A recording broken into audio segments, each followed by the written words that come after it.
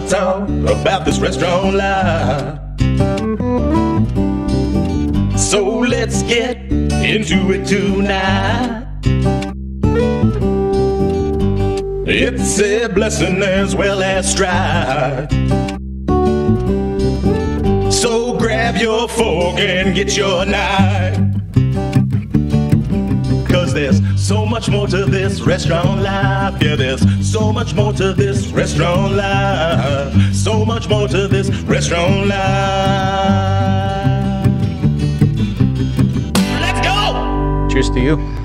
Thanks for the invitation. I appreciate you.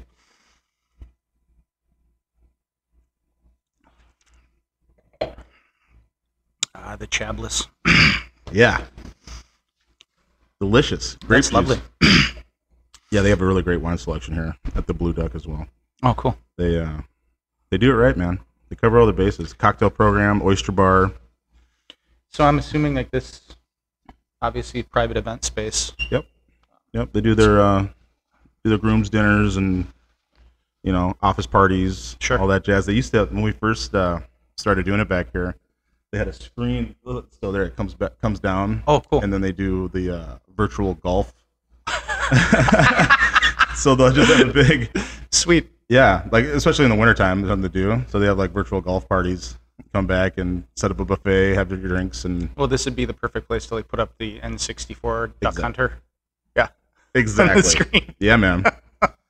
That's kind of the people just figuring out what to do with the space. Oh, totally. And use it right. Right. And get people out. That's right. Well, and again, like we are where we are. Anything that you can do to get people out of their homes. The 9 months of the year where it's not nice weather. That's it.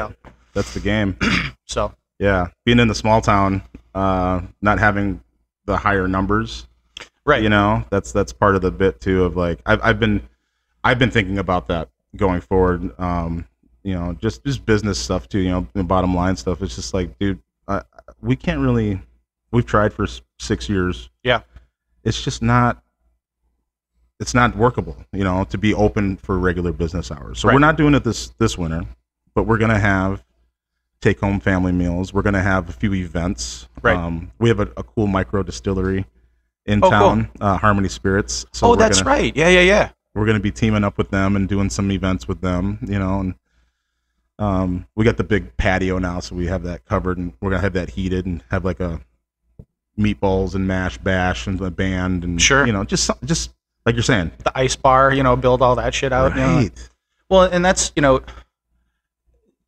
we've been killing ourselves for so long in this business, thinking that.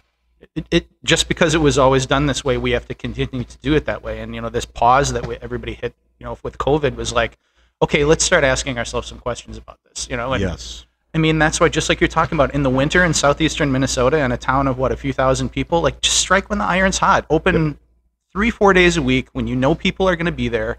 You're not overscheduling your staff. You're not putting people in a kitchen where they're just standing around hating life. And then give yourself those 3 days to do a couple of extra things to just like you're saying, open up to the public. I mean, that's the opportunity you have for a family or a group of friends that doesn't make much money can book your restaurant. Mm-hmm. Hey, Monday night we're gonna go over to Matt's place and it'll be just us. Yeah, so. Absolutely. And it's like you're saying, it's still available. Yeah, we're still here. Totally. We're still offering our services. Yep. We just can't afford. Like you're saying, just to have people sitting around waiting, right? And that was like the pandemic and of making you see these things. Totally. And like I said, it's I have become a very vocal evangelist for the 4-on 3-off thing. Yeah.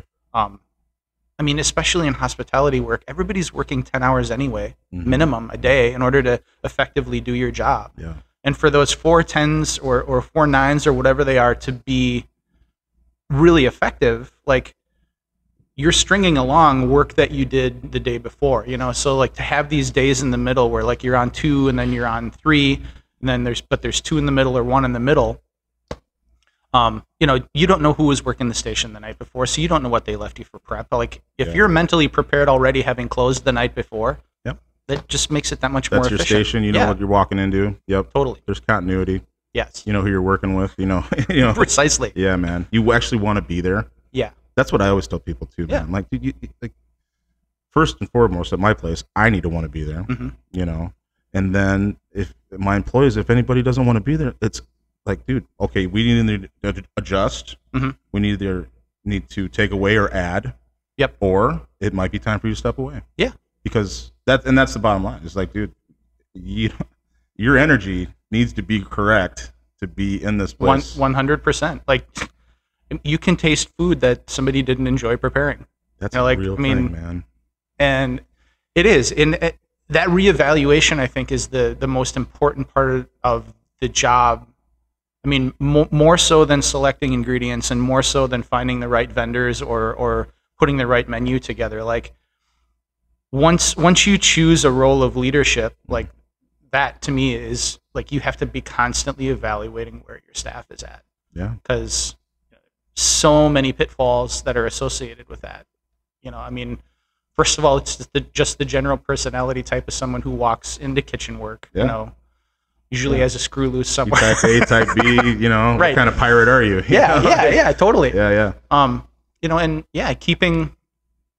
keeping somebody motivated and comforted at the same time is, you know, you gotta provide them with a safe place, a place just like you're saying that they want to be, and they want to keep coming back to. You know, I say all the time, like, whenever, you know, I would do staff training or whenever I'm, you know, sitting down even just to interview somebody, I'm like, look, you know, my goal with this kitchen is to make this your safest place to be your best person. You know, like, it doesn't mean that you have to leave the rest of your life at the door. That's myth. You know, there's no way. That doesn't exist. No, not at all. I mean, but it can be a place to help, you know. And I think that's all about opening the dialogue. That's a beautiful take on it. Yeah. And I say that a lot of, like, man, this place needs to be, if you are struggling with things in your rest of your life, like, I use this place, and I want you to as well, to work through that, to therapy. Like, hallelujah. To come in and yep. And, you know, let it help you get it out, work it out, you know. Well, I mean, I think at some point we all felt like when we were first, you know, wearing the double-breasted white coat and, you know, we're still had, you know, clearer memories of high school than we did anything else. Like, you know, in the militant totally brigade. Sure, but at the same time, there was that moment I think all of us had where we realized how therapeutic cooking was. Like, you know, this is where I can lose myself in good, so to speak. You know, like, I'm truly doing something that's actually constructive. Absolutely. You know, and I mean, that's like an addiction. Yeah. Or, yeah. That's like that's therapy. And then you throw adrenaline into that. Yeah. You know, and the ability to, you know, hit a deadline every 3 minutes. Yeah. You know, I mean, you turn into a rock star pretty fucking quickly, and it feels good. I mean, there's nothing in the world that feels like that. Those high fives at the end of a shift when everybody got crushed. Yeah, man. And nobody dropped a ticket, and it was the servers who were in the weeds, not you. Like, I mean, the music was right, all that. There's nothing in the world like that. It's, you know, I've been fortunate enough to be on a stage and play rock and roll, and I rode a skateboard for, you know, 10 years of my life. And those were all really great, amazing experiences with the same kind of adrenaline. But, like, knowing that not only did you make all these people happy with the food that you cooked and you didn't let your teammates down, but, you know, the fact that there was even some commerce involved in that. Like, I was getting paid to do this. 100%. You know? 100%. So yeah, and you're actually propelling your business. Yes. At the same time. Right. You're building something. Totally. You know. And like I said, like, when you take that step where, like, you choose a leadership role, and then you add that extra veneer of, like, okay, this was my team that I selected, and I'm the one who trained these people in. And then that extra layer of pride gets put in there. Yeah. Like, yes, they did the job that I trained them to do. Mm-hmm. And then you take that even further and you become an owner and you realize, you know, yes, this is not only benefiting me and my team, but this is benefiting my business partners and the bartender out front and all that stuff. Like, and then you see them go off and do their thing. Yes. And you're just like, oh man, totally, go get it. Yeah, You absolutely. know? Like, I'm so proud. Absolutely. I've never really understood. I've never really understood resentment some people have from, like, you know, oh, he's, you know, leaving our place to go start his own. That just doesn't make any sense to me. Like, you know, I'm not only am I a firm believer of like the rising tide lifts all boats thing, Yes. but, you know, I wouldn't have achieved anything that I did in my life if people hadn't given me the opportunities that I had gotten. That's a question I want to ask you. Yeah. So I got Mike, Bob, and James. Those are my guys, Yeah. my mentors. Those dudes, like they created me in this world. You know, those are the guys that I call. Those are the guys that I text. Those are the guys that I think about what they would do in certain situations. Mm-hmm. You know, who was that for you? Like who really did that made you, you know, want to? Who was your mentor? Like who brought you in? Well, I can list several. The first person whose name I'm going to use is Rick Truax. You know, I'd only worked at a couple of different like sandwich places and a hot dog place in Winona. But I think I was 19 years old when I walked into this deli kitchen that was being shared by a nightclub in downtown Minneapolis. And a guy wearing chef's whites and clogs walked out of the kitchen. And I was actually applying for the deli job. And all the lights were off, and this guy walks out of the kitchen. He asked if, you know, can I help you? And I was like, yeah, I was here to look for a job. A friend of mine just quit, and I was looking for an application. And he hands me an application. It was for a nightclub called Rogue.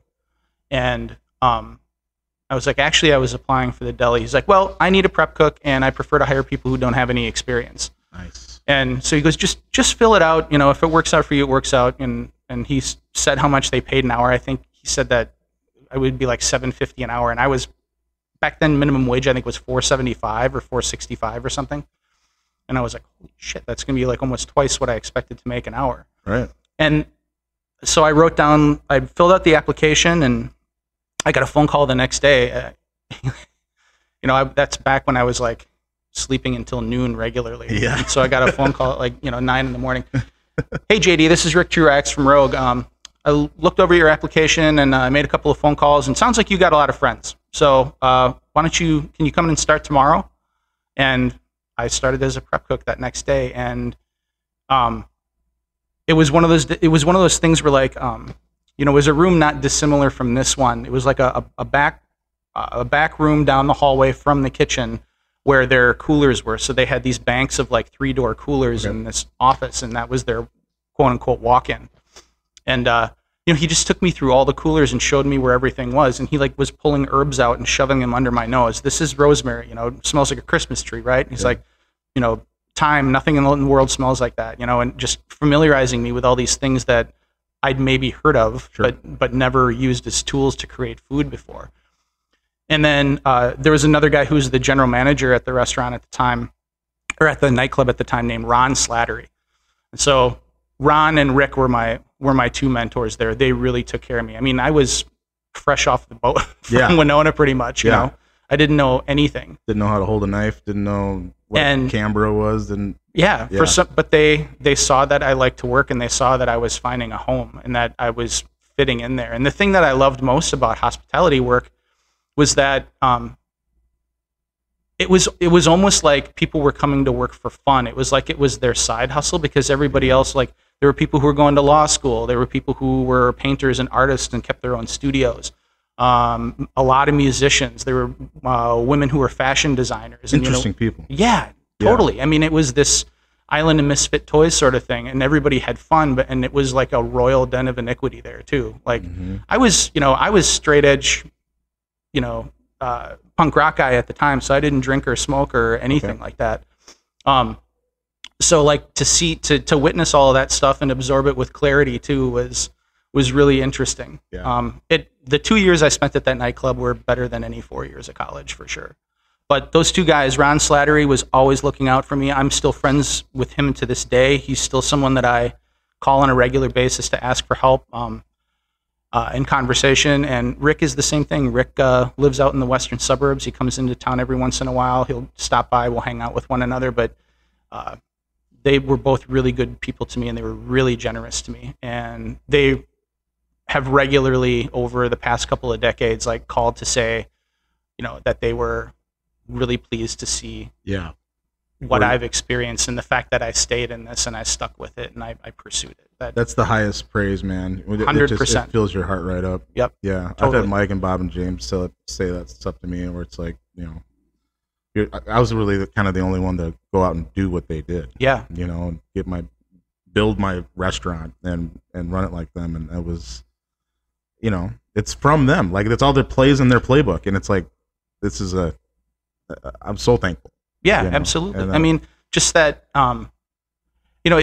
it's something you can never forget. Like, just that those simple acts of style and generosity that were shared with you, like, it wasn't necessarily calculated. They didn't know what they were doing. They didn't know how much it was really going to impact me, but it did. Yeah. Like, I didn't have anything else at the time. I was,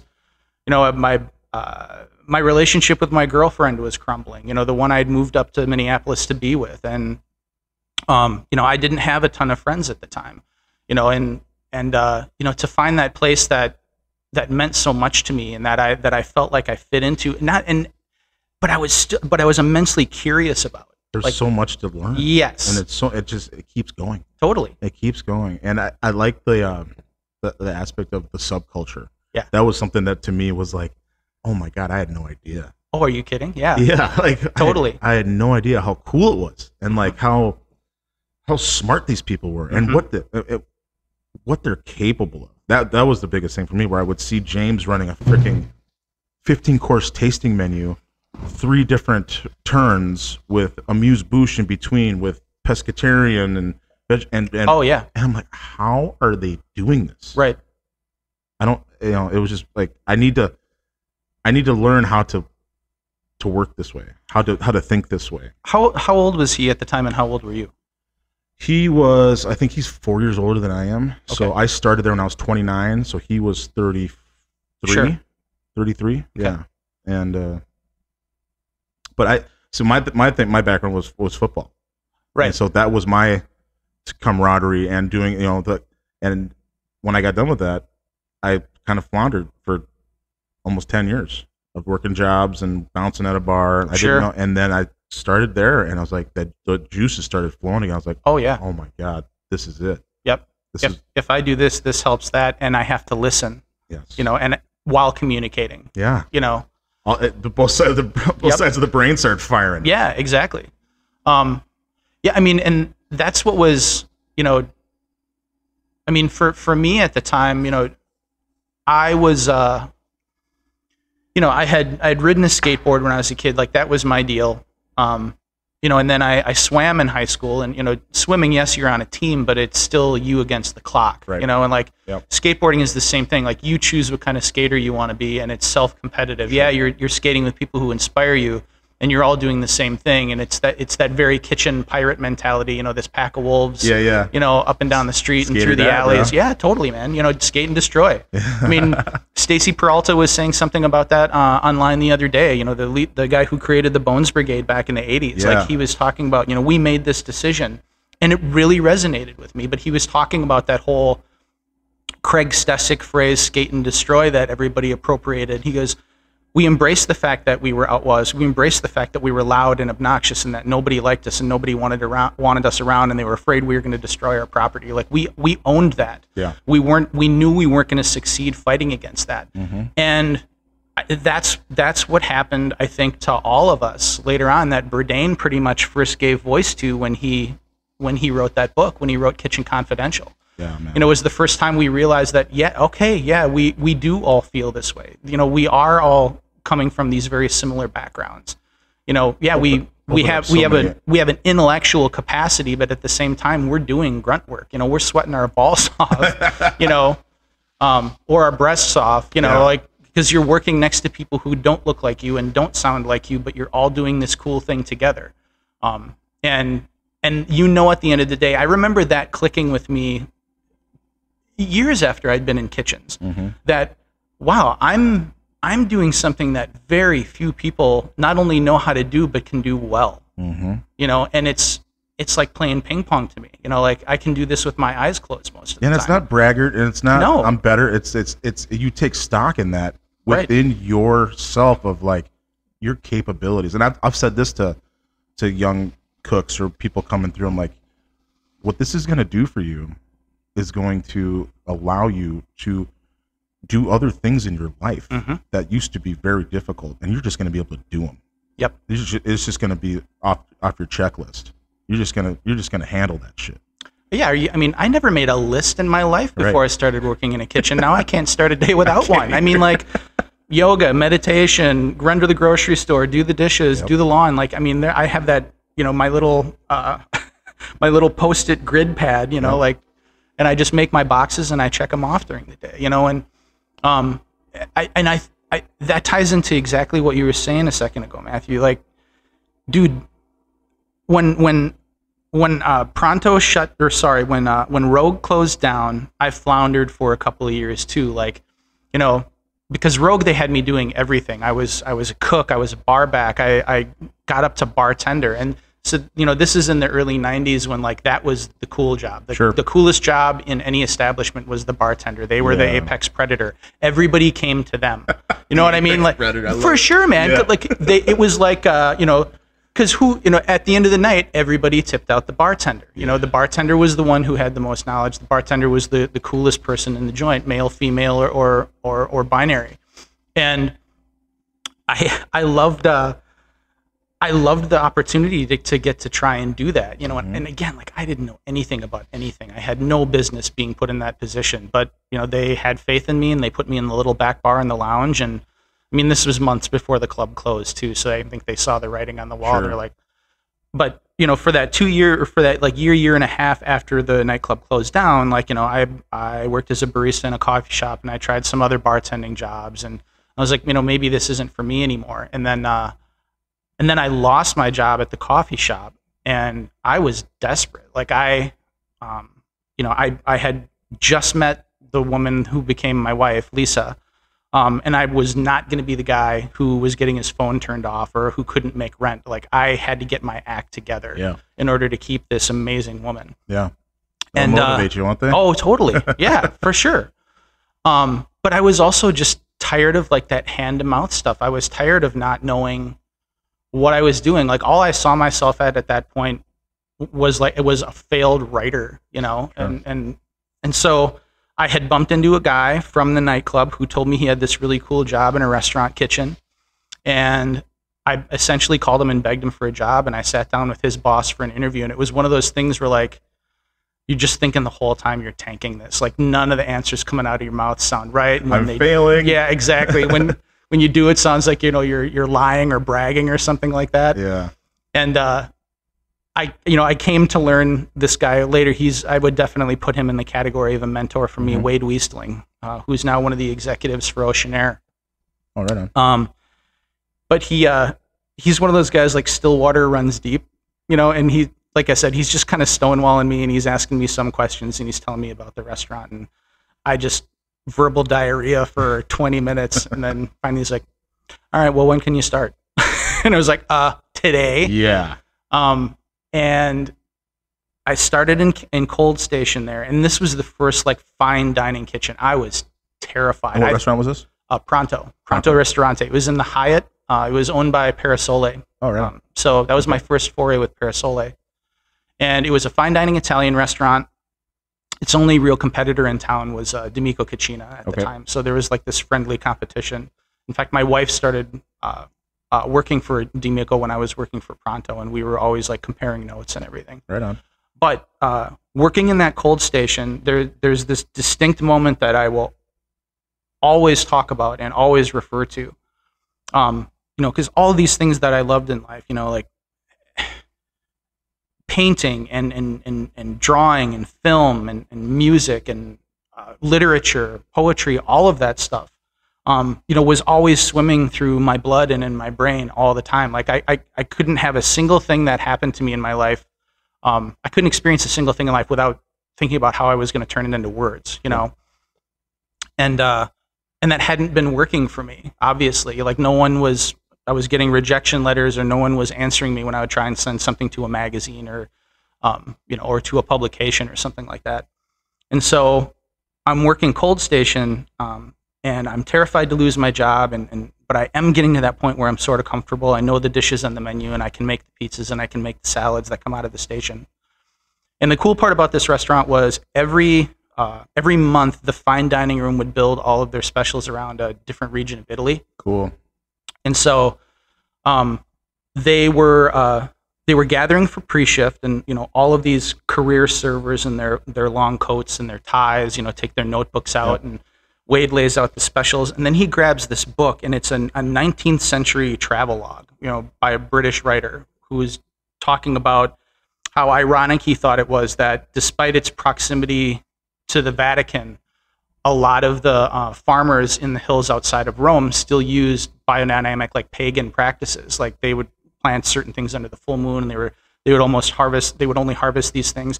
And not only had I never heard that before, but I had never heard it from that time period and in that language, and in reference to something that I was learning how to prepare. Mm-hmm.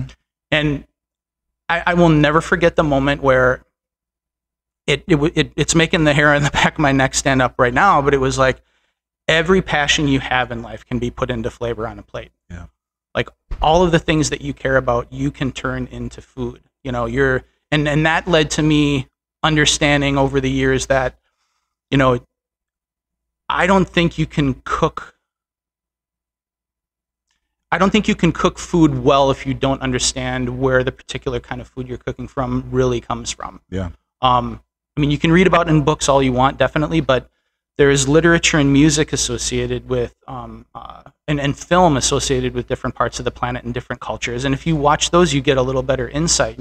Even if you don't have the ability, the funds, or the time, or the family situation to travel to some of these places, because I didn't. Right. I was making the year before I took that job, I think my tax return was $7,000 I made that year, technically,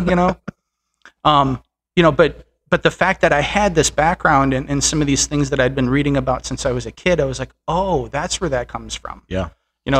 Yeah, totally. I'd been hearing about escargot my entire life, and I finally was seeing what they looked like and experiencing what they tasted like. All these bells started to go off in my head, and it's almost like these doors in your mind get kicked open. Yeah, man. And the sunlight comes in. It's something that you kind of already knew, or maybe that you had an idea about, or it was just like you just needed to hear somebody else say it. Yep. Like it's a kismic thing, man. Without question. Yeah. I just start I do that with whenever I'm doing something new. So I got to figure out this new process, this new system. And then I'll have that moment. It'll click. I'm like, this is why. Yep. This is this, and this is when I saw this person do this over here. Mm-hmm. This is where this lines up. Okay. It starts to make sense. It starts to make sense, and then you can put your own spin on it. You can. Put your own. I always tell people it's a craft, right? Mm-hmm. This is a craft where you got to do this 1,000 times. You got to do this 5,000 times. And out of that will come art. Mm-hmm. Will come your spin on it, your signature. Right. Well, and exactly. I used to compare it, to carpentry. It was, you can get a job where you're going to stand on your feet for 8 hours a day and nail a bunch of particle board together, and it'll end up on the shelves at Target or Home Depot or something, or you can work your way up to being the kind of person who can do scroll work and make a piece of furniture that's going to stay in somebody's family for generations. It's like, I still have memories of my grandparents talking about food they ate when they were a kid. To me, that's the equivalent. You're passing on a memory. You're not necessarily, it's not like that cabinet that's something that's actually tangible, right, that people can keep in their home, but the memory stays. And the fact that you can make a meal whose memory will transcend generations, that's a gift. And I don't think that a lot of us think about that often enough. Yeah. And that the right kind of effort put into that, it's not just going to be the ingredients. It's going to be the way you make them feel, the way you make those people enjoying that meal feel. They'll remember that. Yep. And they'll talk about it. Exactly. And they'll pass it on. 100%. Awesome. And going back to what you were talking about, as far as you do something 5 times, and then you do it a dozen times, and then you do it 25 times and 50 times, over and over again. I think we as people who have achieved a certain skill set and a certain level of leadership it's really easy for us to forget how important it is to keep talking through those steps, through those experiences with people that we know aren't as experienced as we are. 100%. You know, because I mean, it's like I said, you know, you can do this stuff with your eyes closed at a certain point. Yep. Or have that be or lost. to get too much in your own head about it, and to remember that, again, you know, the other part of this gift is giving it away. Mm-hmm. You know, like, I mean, I didn't go to culinary school. You know, I worked for really good teachers who were generous with their time and with their words, you know? Yeah, that's my brother Mike. He's got his views on culinary school. You think? Yeah. And you know, but he met people, and he you know, got him in the process, and yeah. And but he's Mr. Wizard, man. I mean, you remember that TV show on Nickelodeon when we were kids? Like, there's nothing about transforming a raw ingredient into something edible that not only isn't fun for him, but isn't theater for him. You know, that isn't part of production. No, he's a showman. Totally, and he loves giving that away. He's a perfect example of what we're talking about. Like, he will. I mean, if his cooks are too busy to listen to him, he's going to make sure that the person sitting at the table is going to find out exactly what he did and why and how. Yeah, you know, it's so important to him. Yeah, you know, like he found that early. Yeah, at like this is me. This is my calling. This is what I can do to better myself and better people around me. Mm-hmm. And you know, it was difficult for me being the older brother, right? Coming in and remembering he's Chef Mike Brown. Oh, sure. Not just my little brother. Yeah. And I had to be able to separate it, mm-hmm. which was hard sometimes. Sure. You know, because he's my brother. Yeah, exactly. But the respect, and, you know, because I know him better than anybody, watching what he could do mm-hmm. was, man, I'm proud, you know. Oh, as well you should be. And I want to do it too. Mm-hmm. You know, like that was always the thing. Like, when I first started, it was just, hey, we're going to be really busy. The Bon Appetit best new restaurant top 5 just came out. We closed down for July. When we open back up, it's going to be nuts. I need somebody just to come help and work the front of the house, you know? And that's all it was going to be. And then, sure. And then I saw what they were doing and what it was, and just the magic of, like, this is I got to be a part of this. Right. And I was just the front of the house guy, and I cut the herbs and I made the chips for 6 months. And it got to a point where I'm like, dude, if you guys don't show me how to cook, I'm out. Right. I'm going to go somewhere else. And thank God James Winberg took me under his wing. Yep. And we worked the dessert station together. Totally. He showed me. What a sweetheart, too. Oh, my God. Yeah. Just the best. Yep. And, you know, he showed me how to cook. He showed me heat and time and temperature and cleaning your station and being organized and writing your list. And, Matt, this is what, if you want to do this, you want to be in here and you want to work next to somebody and be on the line, you have to have these tools. Yep. You know, and he was patient, and God bless him. Oh, totally. And that's, again, like, you know, the gifts that you keep giving away once you gain that experience is, like, you know, those tools aren't all tangible.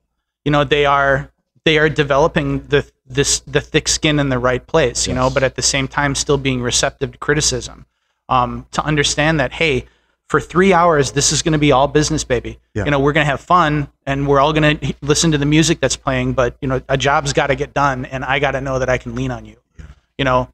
I'm building you up, man. Yep. I'm going to build you up. And just like you talked about, you know, coming from a background of football, of team sports where, you know, everybody has this different role, and maybe not everybody is going to get field time or you know, or take a snap, but they are going to be part of that. They're going to know that if something goes wrong or in the right situation, they're going to get an opportunity to step in and do it. You know, like absorbing that energy, like being receptive to it, knowing that electricity was in the room for you is something I can only imagine how that felt. That was it too. Yep. It was just a omen or a green light. Yep. It was just like, here. Yep. This is where I'm supposed to be. Yep. I'm in the right place, right time. Everything's lining up, and I'm going to start my journey now. Yeah. You know, I'm going to be a part of this subculture, this industry. Right. And it was. And that's how I felt walking into that kitchen at Pronto. Like, not only did I have the motivation to like avoid financial ruin, you know, like, and keep my girlfriend, but again, it was the first time in my life where, I mean, because the friends that I had at the time, and a lot of the friends that I had met at the nightclub, you know, they had stayed in that industry in one way or another. Like, you know, they were like part-time bartender, but then they were also doing like a lot of backstage lighting work and building that stuff. And, you know, it was still blue collar work. Then it was a trade. And that's all cooking was at that time. I mean, this is pre-Food Network, Bobby Flay, Emerald, all that stuff. Nobody knew who those people were. Mm-hmm. But walking into this, I'm like, I'm going to learn this trade. I want to be good at it. Like, you know, I'm going to give myself up to this. And that's what it is. Right. You have to make that decision. Absolutely. Yeah. And, you know, I knew I can always come back to, you know, writing or drawing or painting or poetry or music. I can always go back to that whenever I want to. Those will always remain facets of who I am. Absolutely.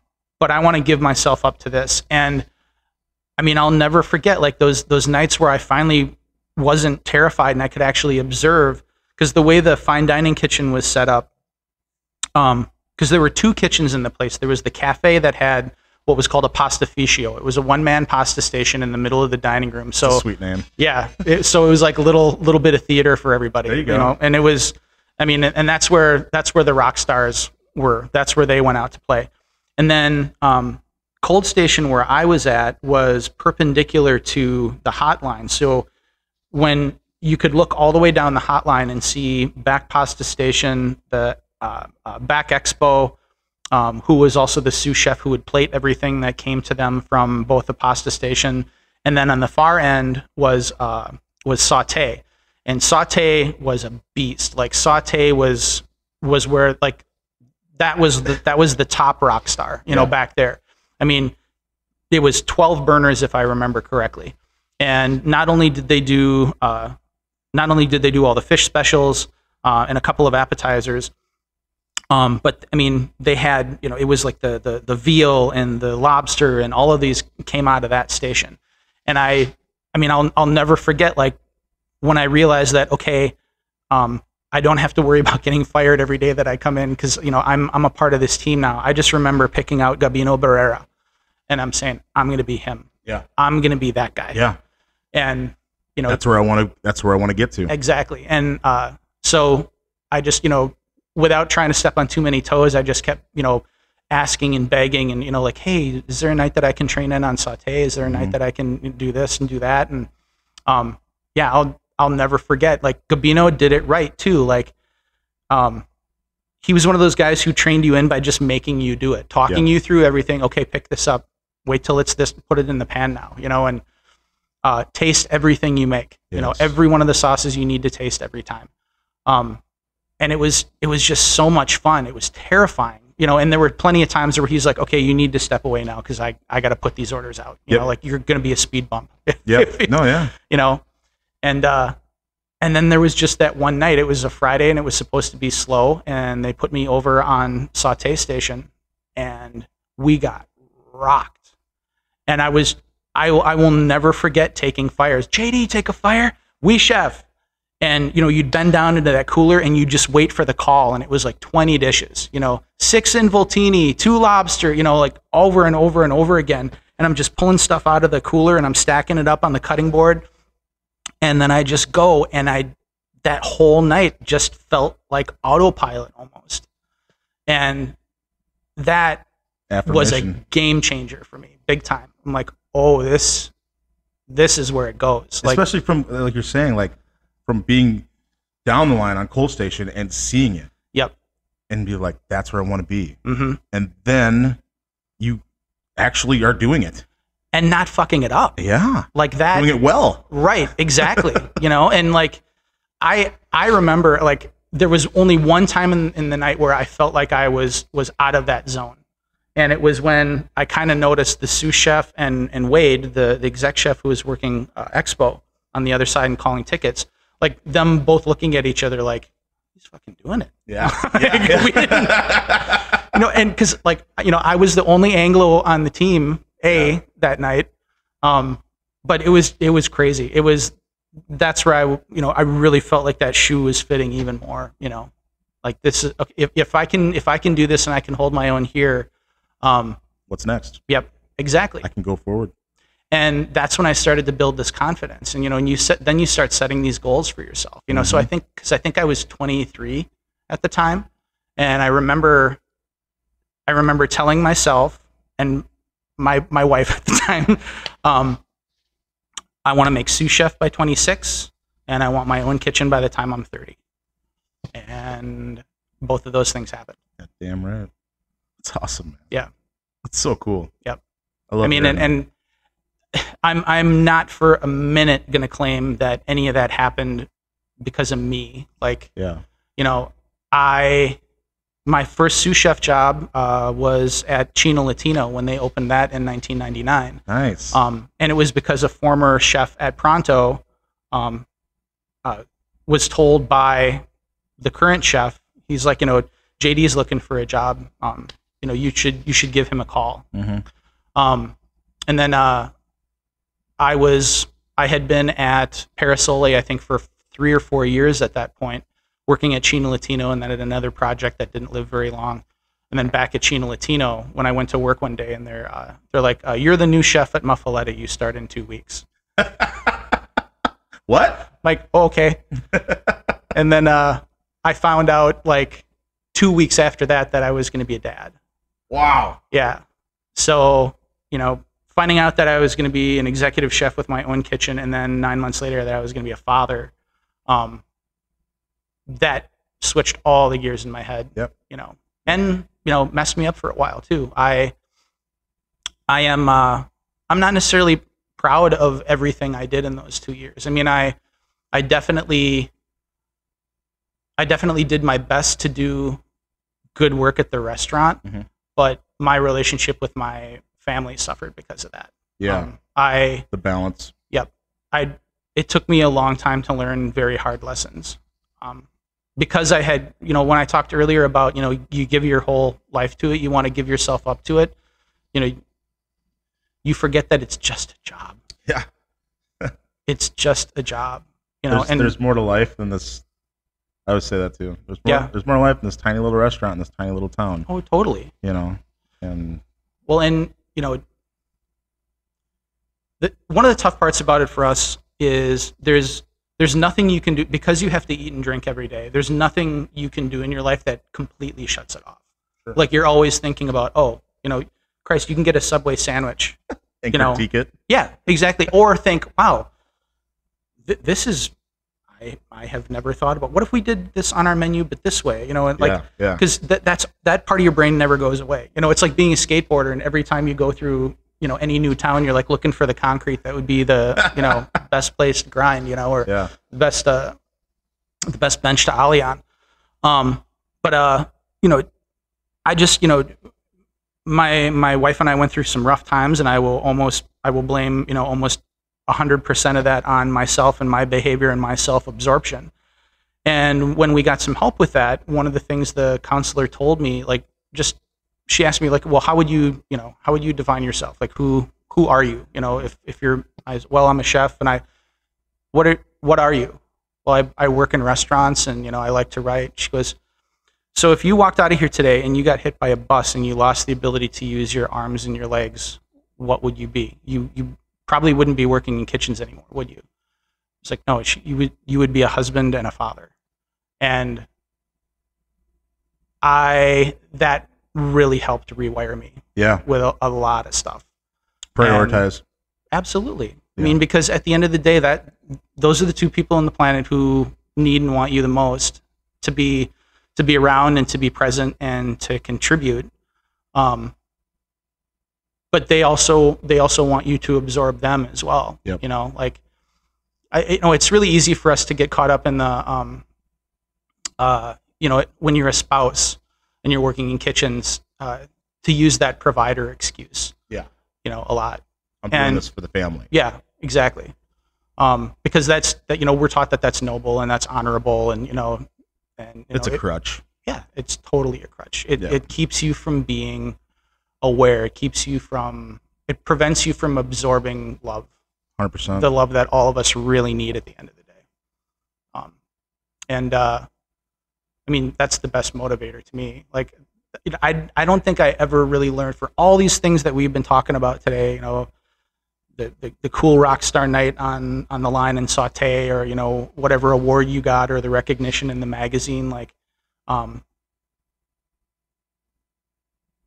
the things in life that matter the most at the end of the day are what you're getting from your family, and what you're giving back, you know.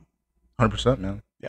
That's awesome. And to be able to incorporate it, so you can have your passion, you can have your business, you can, you know, build your repertoire and be the chef and the owner and the business partner and all that stuff you want to be, but do it for the right reasons. And that's what I say, like, I go and do all these things so I can come home, yep, and be dad and be a husband, and go, you know, like, we have a 6-year-old and a 3-year-old, and we lost our 2-year-old. Yep. And that's, you know, talk about putting it in perspective. Yep. You know, my daughter Stella, you know, what don't we do?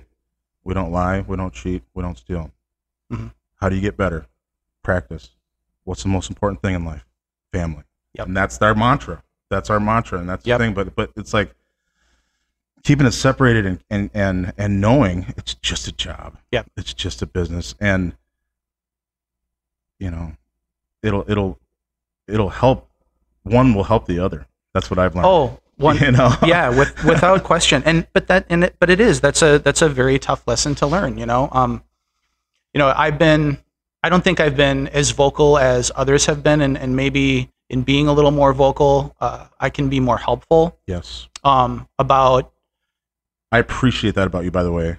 Just your online presence. Oh. I follow you. I feel the same way, of like something that I can put out there to help make people think a certain way, you know, a different way, or give a different perspective. Right. Or, you know, like, to be helpful. Totally. It's not because I know more than you and this is how you should think. It's like, dude, this helped me. Exactly. Here. Exactly. You know, I'd really, like, I follow you, man. That's a compliment I wanted to give you. Well, you know, like, I appreciate that. That means a lot to me, brother. Thank you. Yeah. You know, sure. and I mean, obviously, you know, I wouldn't be doing it if other people hadn't done it for me, you know, and you know, just being able to say, you know, this is not always easy, and I've made tons of mistakes, and you know, getting to a point in my life, you know, I had my 49th birthday yesterday. You know, thank you very much. And it really, quite frankly, took me 47 years. You know, it took me the screeching halt of the pandemic to really take a look at where all of these things have brought me. Yeah. And what I was running away from. And a lot of those things were very ugly. And, you know, thinking about what a lot of my motivation was, you know, the pursuing being a very good chef, pursuing being a person who can be creative with food and be a leader. There was a part of me that was, like you said, using it as a crutch. I mean, the hours that I was spending in the kitchen, the whole, you know, I'm going to work harder than any of the rest of you to be an example. Mm-hmm. You know, I will be here. Yeah. Hang ups. I had to let that go. Totally. Get out of the way. I'll do it. Right. You know, or, I'll you know, show you. I'll show you how it's done. Yeah. Man. Or, you know, like, how long have you been here, chef? 3 hours. You know, are you guys done? Okay, cool. I got stuff to do. I got an order to place. You guys can get out of here. You know, like, you know, that kind of stuff. Like, first of all, it's not necessary. Most of the time it's not necessarily. Sometimes it is. Sometimes, like, in order for you to learn the job and get good at it, yes, you do have to have that sense of possession. Same vein of what you were talking about with the station, like showing something, okay, now you need to step away because I need to do this. Yep. That plays across many different indeed. systems. But at the same time, like, you know, again, you don't get to the position in your life that you're at without somebody having given you the opportunity. So, you know, it took me a long time to learn how to hand the order guide to somebody else at the end of the night and have them walk through. Like, And again, like that's where you back off and you allow yourself the awareness of, because there are certain people you're never going to give that order guide to. You know what I mean? Yeah. Like, and they're probably the person you have the most fun working with in the kitchen.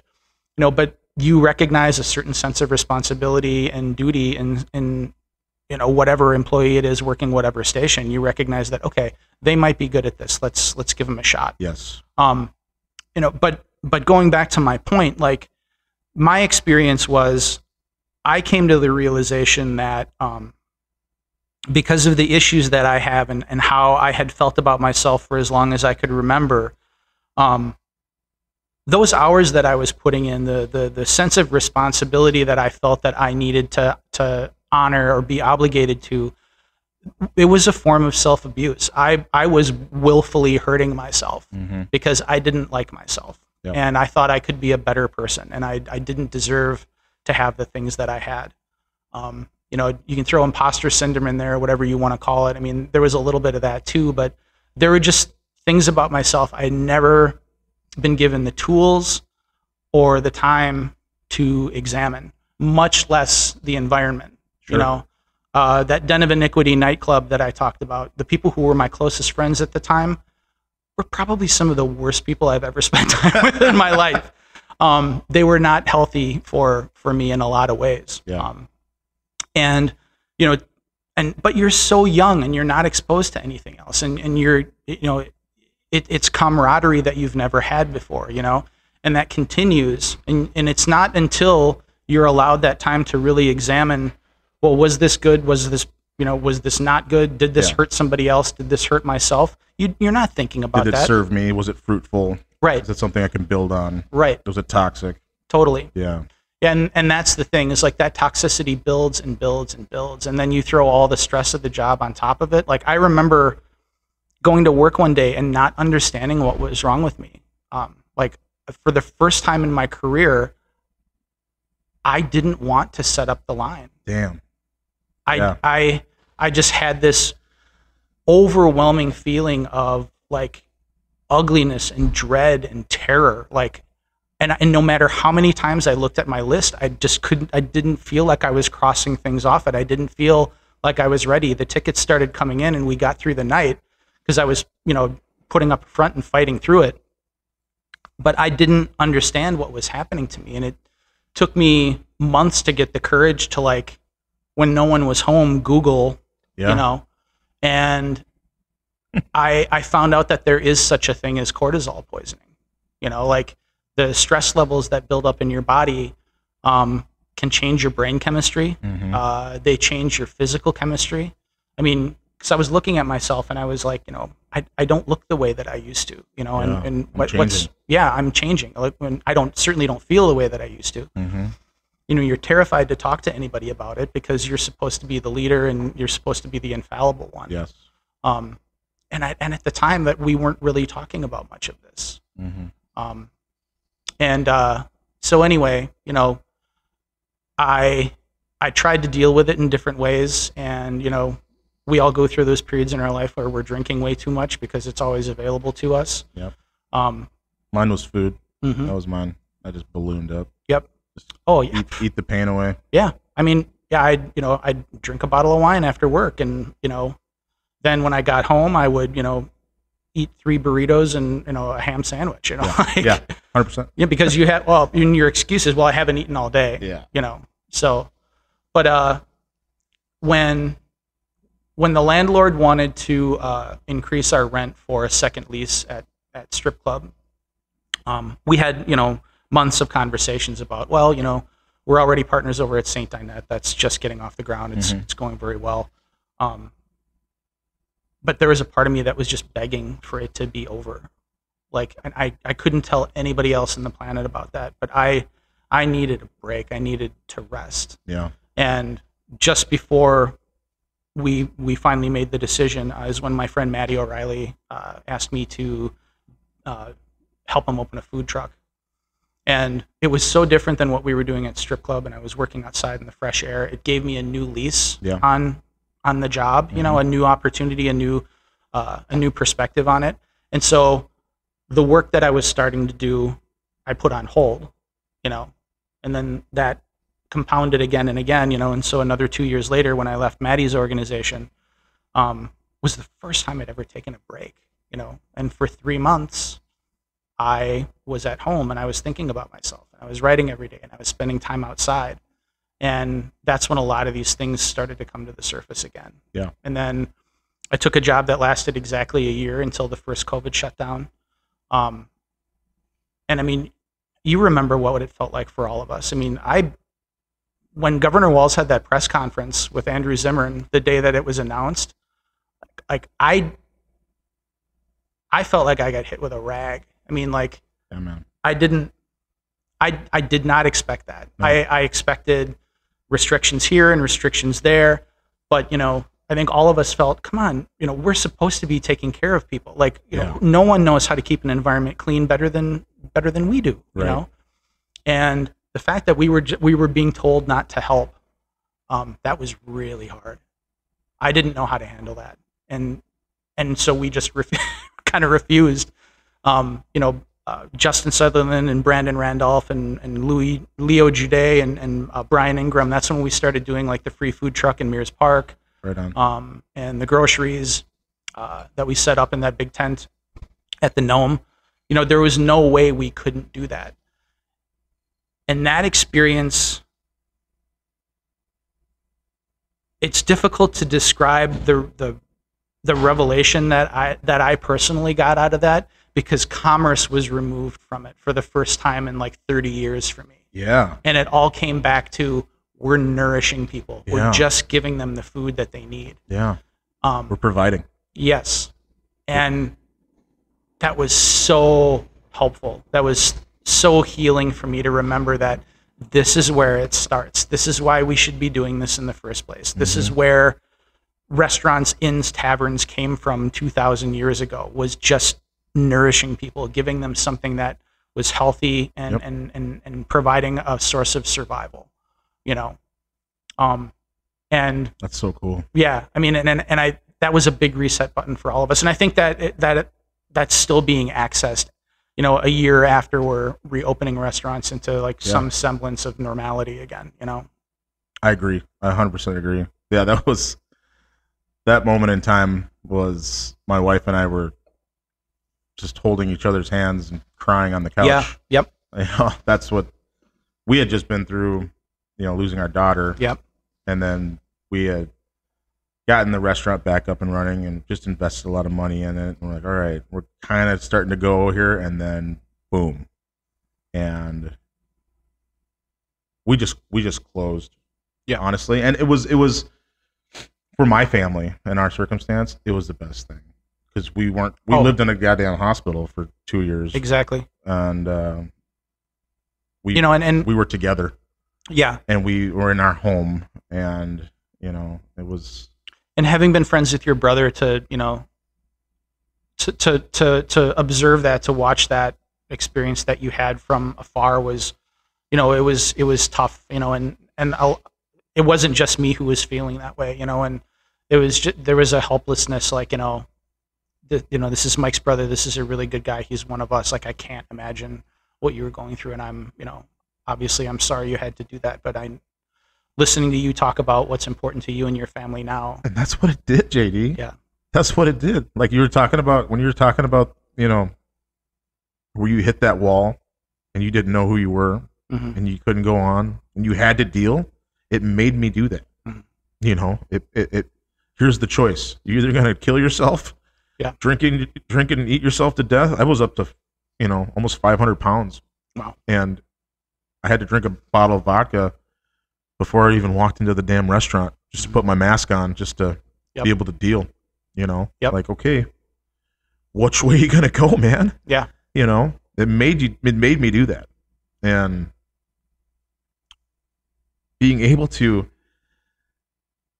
chip away at it, go to therapy, be a husband again, have pride in my work and my job and my community. My community lifted me up. Yeah. They just put their arms around us and they said, we got you, and now I'm doing it. I'm giving it back to them. Like, here's what I can do now. Yeah. Because you helped me, because you were there for me, because you know, I've made this choice to find myself and be who I think I can be.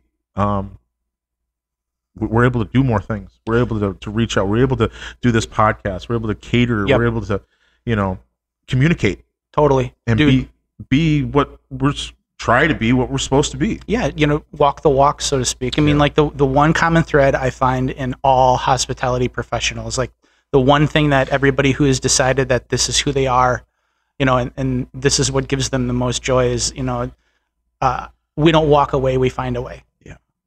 You know, and it just ties into, you know, it's something that one of the things that I discovered, you know, in really taking a look at myself and wanting to change things and being given opportunities to change things. Like you and I were talking about earlier with the 4-on 3-off thing. To me, that just makes common sense because like I've said this before and people have heard me say it to death, but like hospitality is the art of helping people celebrate their lives. And you can't do that well if you're not celebrating your own. 100%. You know, and to come back rejuvenated and refreshed and having read a book for 2 days on your day off, or, you know, having spent time with your boyfriend, your girlfriend, you know, getting outside, you know, soaking up what Mother Nature has to offer. Mother Nature wants you to participate. Yeah. Everybody listening out there, Mother Nature wants you and wants you to be in her bosom. Yeah. You know, you need that. I need that. Everybody needs that. That's where we come from. Totally.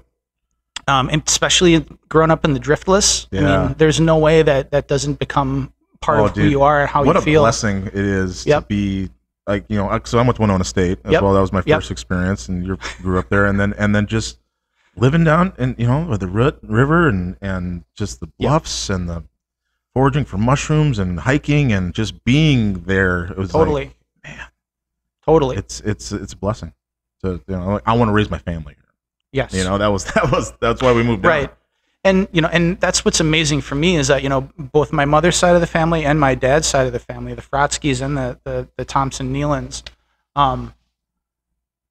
have lived in that river valley for 7 generations. Like, I mean, my German ancestors literally left Prussia, which is now a part of Poland, got on a boat, went to southeastern Minnesota, and was like, yep, this is good enough. We're staying here. We found it. Yep, exactly. That's awesome. Right on, man. Well, hey, I'm gonna put us. I'm not gonna end it. We're just gonna stop it here because we're gonna hang out again. We'll do this again for sure. And man, this is just thank you for coming down and being a part of it with me. And oh my man, this is a huge honor. These conversations can't happen enough. And there's still a ton I think you and I can talk about. But you know, we all need to keep talking with one another this way, reminding ourselves how lucky we are to have what we have. Amen. Right on. All right, my brother. Thanks a lot, everybody. We'll see you on next time. Restaurant Live. So much more to this Restaurant Live. So much more to this Restaurant Live. Let's go.